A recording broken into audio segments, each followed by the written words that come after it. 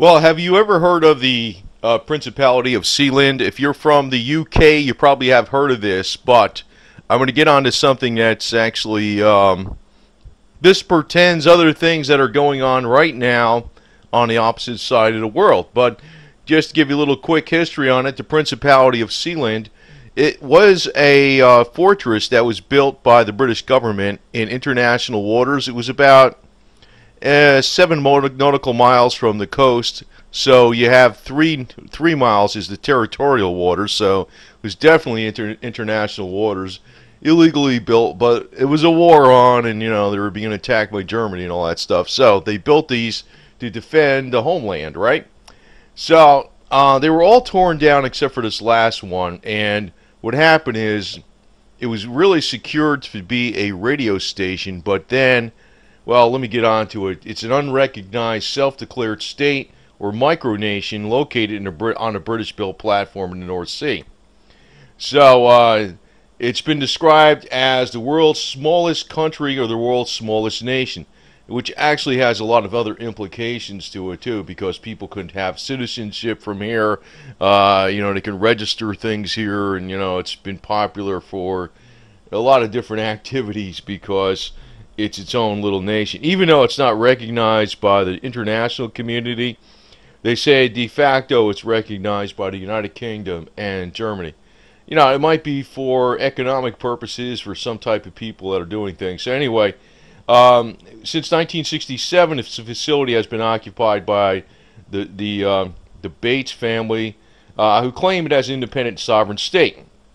So they got it from a group of pirate radio broadcasters in 1967, and they set up their own radio broadcast. They were basically called the Pirate Radio Broadcast, nicknamed that. So pirate radio, because it was out in the ocean, right? So it was out in the sea. So they tried to establish it as a nation state in 1975, but it is and it isn't. But anyway, what they have as their motto is "E Mare Libertas." From sea, the freedom. From the sea, freedom. So they got freedom, they got independence. They're independent. There's a way around it, no matter what you do. But actually, I'm going to be leading on to something, so you can see where it is here. If you get, this is an inset of, here's the UK. It's very close to the coast. Actually, it's only 7 nautical miles away. It's in international waters. It's not big though. It's not big, but there's an implication because, well, there's other implications what this actually brings about. You can see it's not far from the coast. It's not that far from the coast. It's not that big. It was supposed to man like anti-aircraft batteries against the German warplanes that are coming over to bomb England, because they can knock the planes out first and all this type of stuff. This was the only one they left up there, and I don't know why, but it was basically, and then they took it over as a radio station. Now it's sort of a nation state in its own. Some people register different entities in in Sealand and all that type of stuff for certain legal purposes. It's also like you can actually, I think they said it's for sale too, for some kind of it's a pretty healthy sum, but probably not a healthy sum if you're a shrewd businessman. But here's the other side of this deal. China is actually doing the same thing now on the other side of the world. They're trying to build, you see here's the Spratly Islands. These are actually claimed by, actually I think they belong mainly to the Philippines. But if you look at the map, you could say, here's the Philippines, here's Vietnam, here's Malaysia, and China's way up here, right? So I mean, the Spratlys have really pretty much been belong to the Philippines, but you could see Vietnam and Malaysia having some kind of claim to them because there's a lot of some of them anyway. Maybe some of them are mainly. I'd lean more to Philippines, but you could also say Vietnam and Malaysia has rights to some of those. The arpeggio, whatever the hell you want to call that. What I'm not using the right word, but there's a hell of a lot of oil there. So what China is doing is they're making, just like the Principality of Sealand, they're making their own little islands, floating islands, or they're actually building upon the Spratlys themselves on the coral reefs. They're doing landfills, or they're just making what do you call it? Floating islands. So they have, in other words, that's part of China. Wherever we float this thing, that's part of China.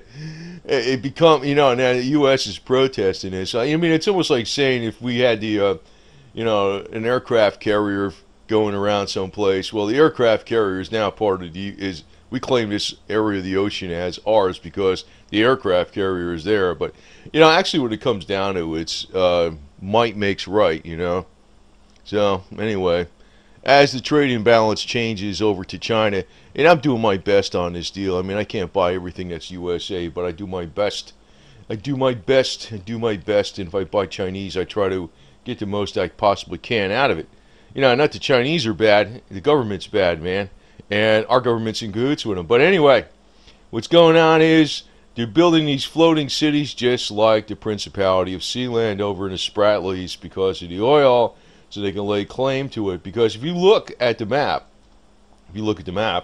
China actually is physically the furthest away from the Spratlys.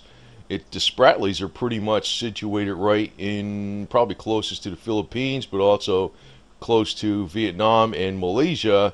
So for China to actually say that that's part of our territory, that's a long stretch unless they build islands. So they're going off this principle of Sealand, So the British, this wasn't intended by the British government to be an independent nation, but it is pretty much recognized as that. So you might find that a little bit interesting. I know in the UK, everybody probably knows about this. In the USA, in Canada, and everywhere else in the world, they probably don't know about it. It's not. It's sort of like, well, maybe it's not exactly a nation. I mean, it's more or less recognized by the UK and Germany as a nation, but it's not really recognized exactly in as in the international community. I mean, they don't have a seat in the UN, for instance, or something like that. They're not on the G20, that's for sure. But they've been using this also. They sell citizenships. They also sell you could register your companies and domains, I think, on this, from the Principality of Sealand and all that type of stuff. And I was like, man, as technology really grows and, the expanse of where you can live could be anywhere, it's going to pretty much erase a lot of borders. But then you also have to figure this.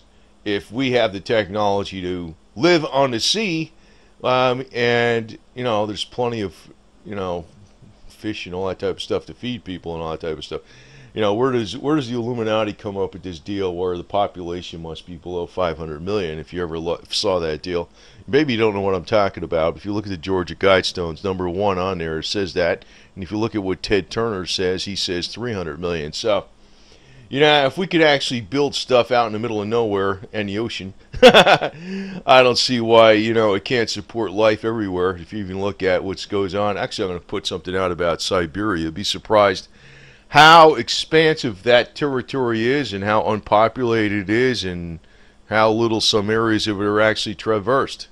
So, a lot of land on this freaking earth.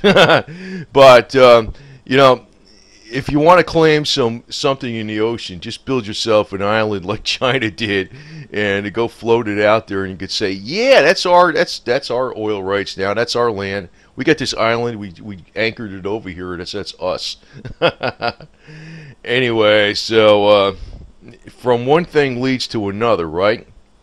But I also have to say this at the end: we really don't need the oil. Even if if you look at what Tesla Motors is doing with actually Tesla Motors, just the technology from the batteries and all the technology they're using for the automotive in their cars, if that was applied to households, pretty much every house out there could be off the grid in like New Mexico and Nevada and Arizona anyway, in Southern California, right? Maybe not everywhere in the world, but a lot of places where there's a lot of sunshine. It's leading from one thing to another. So, and that actually makes people far more sustainable, green earth and all that type of stuff. and it makes a far less demand on crude oil. But I have to tell you this. The elite are very much wrapped up in the game of selling you crude oil, and the only way we're going to get off crude oil is actually to roll up our sleeves and do it piecemeal. So I just figured I'd add this on the end here because there's interesting twists to this deal about the floating island and the principality and the birth of the Sealand, because it leads from one thing to another. And it's all a fight over resources that we probably don't even need to bother using, because we got the biggest resource out there called the power of the sun. And we got the means to store it either through batteries or through splitting hydrogen from water itself and storing just the hydrogen side. So anyway, just want to put it out to you that this Principality of Sealand is more or less an idea that is not gone away, and it's being undertaken by China to further develop their supposed claims, on the Spratly Islands by building a floating island and floating it out over the area where the oil is. Oh my God. Anyway, so I figured to just point this out and a couple other interesting twists rather than just give you about the Principality of Sealand, because I think that's old news for the UK, but if you're from the UK, you probably don't know all this stuff about what China's doing. So it's got a lot of implications. When you do one thing, it kind of leads to a lot of other things.